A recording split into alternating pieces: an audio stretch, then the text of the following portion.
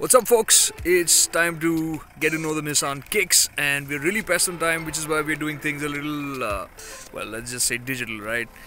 So we're on the go right now, cars being shot, and the Kicks is hoping to do what its platform cousin could not, and that's the Renault Captur I'm talking about. And what it could not is to give the Hyundai Creta a run for its money. Nice catch there, right? Well, anyways, what is the Kicks about and what's it like? We're going to give you a quick look in the short time that we've got with the Kicks.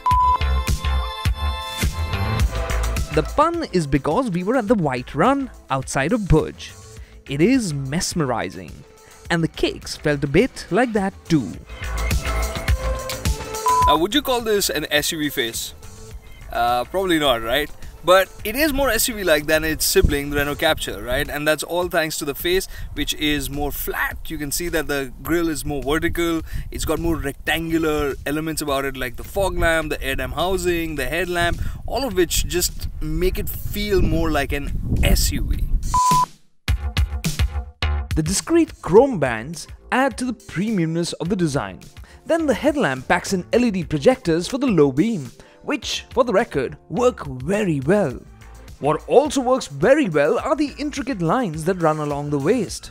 But what gets your attention at first are the proportions.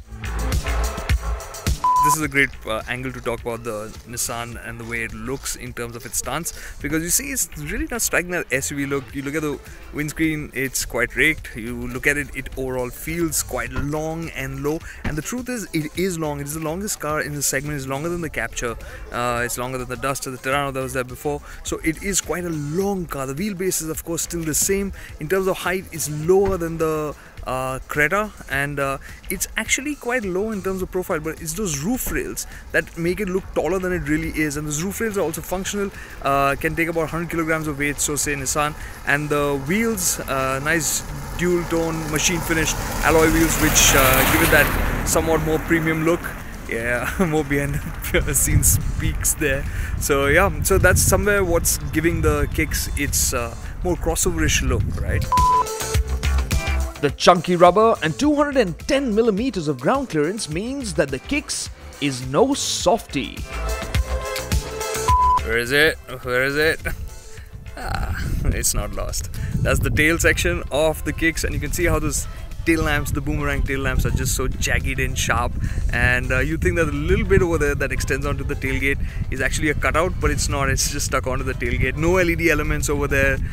It's a distinctive tail, and you can see from the way the rear windscreen is raked that it is quite slopey. It's not upright. Like, you know, SUVs are about being square, so this is, in terms of design, feels more like a crossover. The rugged bits, of course, is that little band running across the bottom, across the car, the little 4 silver plate over there, and a little bit of a plate here at the boot lip, which is basically to avoid scuffing when you're loading luggage. That's where the rugged element here for the Kicks comes in.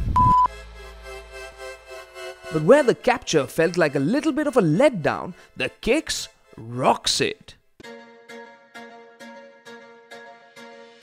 Right, the Karen and Nissan has managed to do what they really needed to, and that is to do better than the Captur on this front.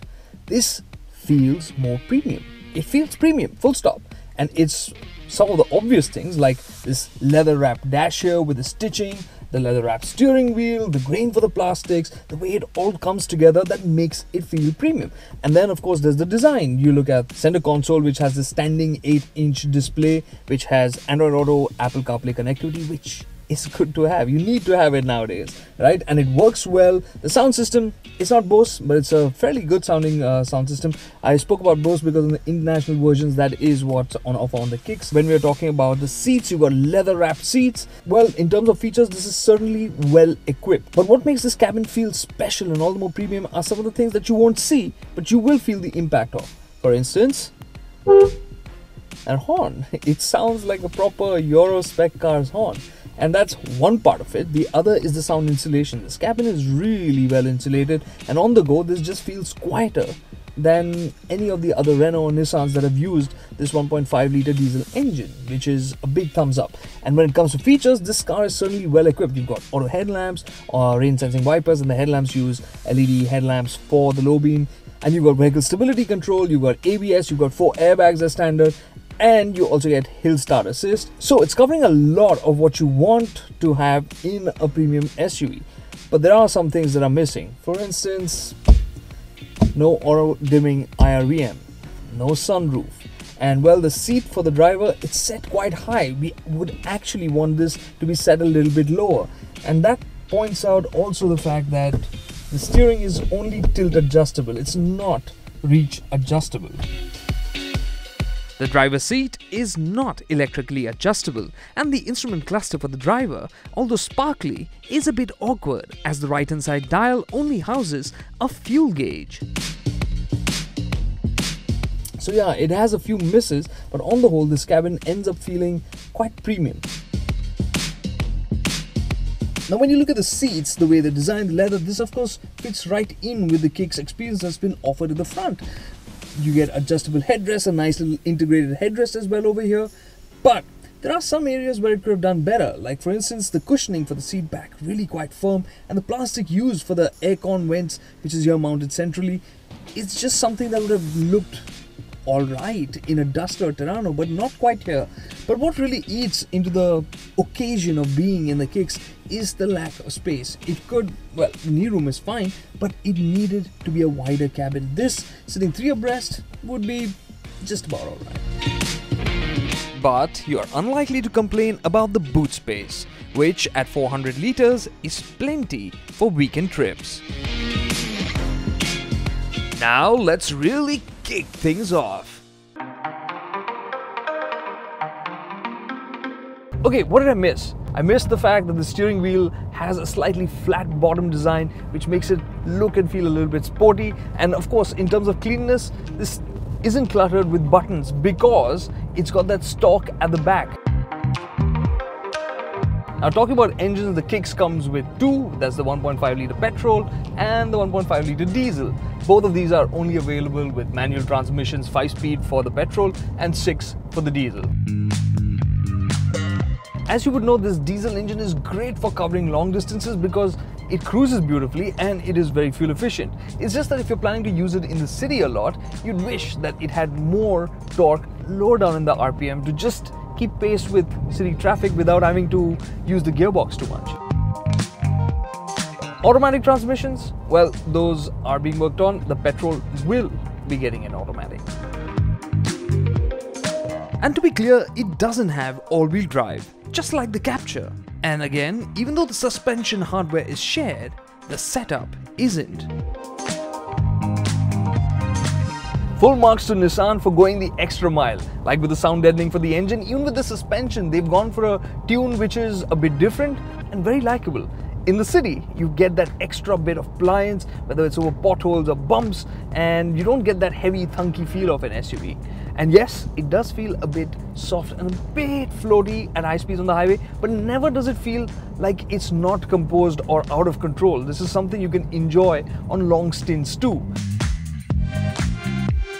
Now the Kicks, it looks funky and youthful on the outside, so you'd think it's sporty. Well, I'll tell you this, it's tidy. It steers well, it's got plenty of grip, so it feels confident. But there really isn't too much of a connection between this and the wheels out front. And the brakes definitely could be less wooded.